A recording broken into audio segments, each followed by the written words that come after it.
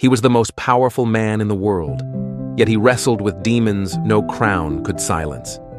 Marcus Aurelius, the Stoic Emperor, ruled Rome at its peak, but behind his calm exterior was a mind haunted by death, doubt, and the weight of an empire.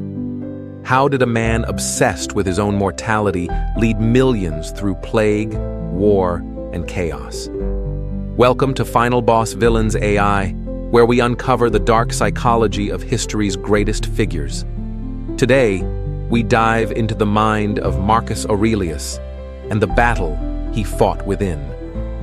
Marcus Aurelius was born in 121 AD, a child of privilege in the heart of Rome. Orphaned young, he was adopted by Emperor Antoninus Pius, groomed to inherit an empire.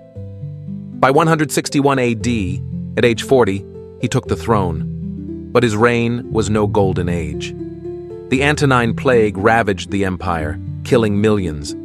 Barbarian tribes hammered the borders, and his own son, Commodus, was already showing signs of instability. Yet Marcus faced it all with a philosophy that wasn't just a guide, it was a weapon: Stoicism. Stoicism taught Marcus to master his emotions, to see the world as it is, not as he wished it to be. His private writings, known as meditations, weren't meant for us. They were his diary, a raw glimpse into a mind under siege. He wrote, "You have power over your mind, not outside events.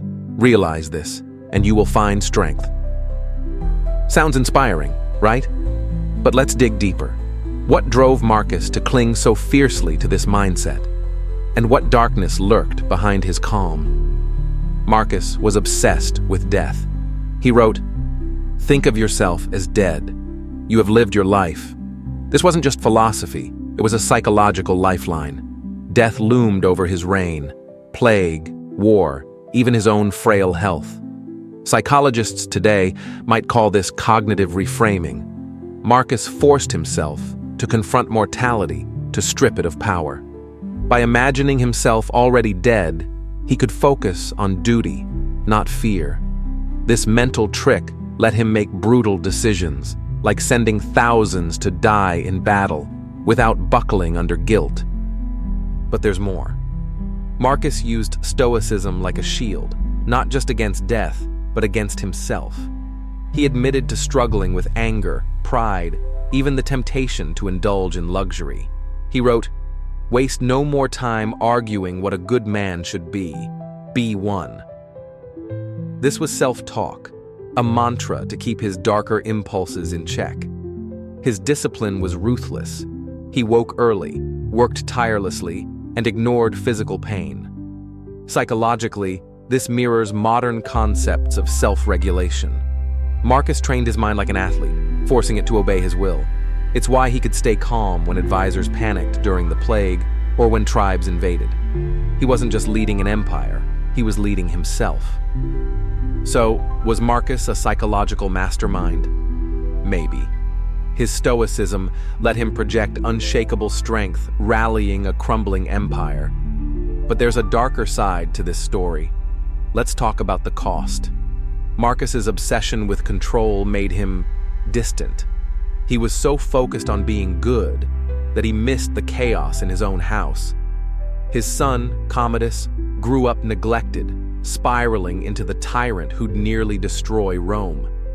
Could Marcus's stoic detachment have blinded him to his son's flaws? And then there's the persecution of Christians. Marcus, the philosopher king, allowed brutal crackdowns on a growing faith. Why? Some say his stoicism made him rigid, unable to tolerate beliefs that challenged Roman order. Others argue he was just pragmatic, sacrificing a few to stabilize the many. Here's where it gets murky. Psychologically, Marcus's stoicism could be seen as a defense mechanism, numbing him to emotions that might have made him a warmer father or a more flexible ruler. His writings hint at guilt, like when he says, "Do not act as if you were going to live 10,000 years. Death hangs over you." Was he haunted by his choices? Did he know his detachment came at a price? We'll never know for sure. but it's hard to read Meditations without feeling the weight of a man trying to convince himself he's doing enough. Marcus Aurelius died in 180 AD, leaving an empire on the brink and a legacy that's still debated. His Stoicism inspired modern mindfulness, cognitive therapy, even self-help gurus, but it also raises questions. Was his mental fortress a triumph or a prison? Did he master his demons, or did they shape him more than he admitted? One thing's clear. Marcus's battle wasn't just with Rome's enemies. It was with himself. And that's a fight we all know too well. What do you think? Was Marcus Aurelius a psychological genius? Or did his stoicism hide a darker flaw?